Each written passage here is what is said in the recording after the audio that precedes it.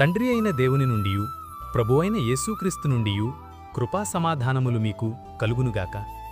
ఈరోజు దేవుడు తన పరిశుద్ధ గ్రంథములో నుండి మనకు అనుగ్రహించిన నేటి దేవుని వాగ్దానము కీర్తనల గ్రంథము 94వ కీర్తన 18వ చరణం.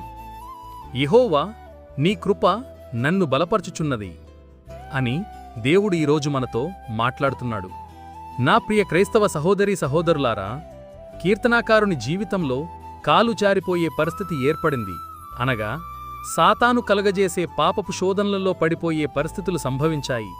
అప్పుడు దేవుడు తన కృపద్వారా ఆయనను ఎత్తిపట్టుకుని బలపరిచాడని కీర్తనాకారుడు తెలియజేస్తున్నాడు. అయితే దేవుని కృప ఏ విషయాలలో బలపరుస్తుందంటే, కష్టకాలములో క్రీస్తుకు సాక్షిగా బ్రతుకుటకు, బలహీనతలలో బలముగా జీవించుటకు, పాపపు లోకములో పరిపూర్ణుడగుటకు దేవుని కృప మనల్ని బలపరుస్తుంది. నా ప్రియ క్రైస్తవ సహోదరీ సహోదరులారా, మీ ఆధ్యాత్మిక జీవితములో చీకటి అనుభవం కలిగిన సందర్భాలు ఎన్నో ఎదురవుతాయి. అనగా ఊహించని ఆటంకాలు, భయంకరమైన పరిస్థితులు, విశ్వాసము నుండి తొలగిపోయే సందర్భాలు, లోక సంబంధమైన వాటికి లొంగిపోయే పరిస్థితులు, మరణము దగ్గరకు తీసుకువెళ్లే ఇలాంటి ఎన్నో పరిస్థితులు తారసపడతాయి. అట్టి సమయాలలో నిన్ను బలపరిచేది దేవుని కృప మాత్రమే. కాబట్టి నేడే నీవు ఆయనను ఆశ్రయిస్తే ఆయన తన కృప ద్వారా నిన్ను ప్రతి విషయంలో బలపరుస్తాడు, ముందుకు నడిపిస్తాడు. అట్టి కృప దేవుడు మనకనుగ్రహించునుగాక. ఆమేన్. ప్రార్థన.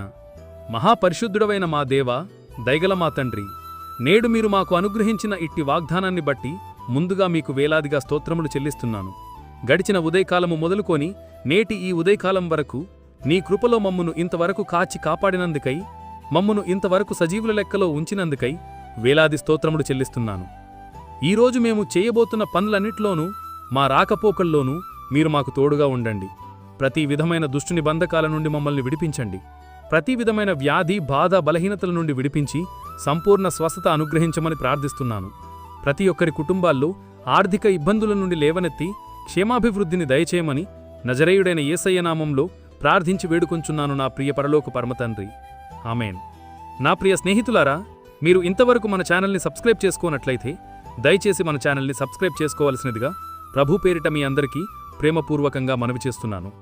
దేవుని కృప, ఆయన కాపుదల, నిత్య సన్నిధి సదాకాలం మీకు తోడై నడిపించునుగాక. ఆమేన్.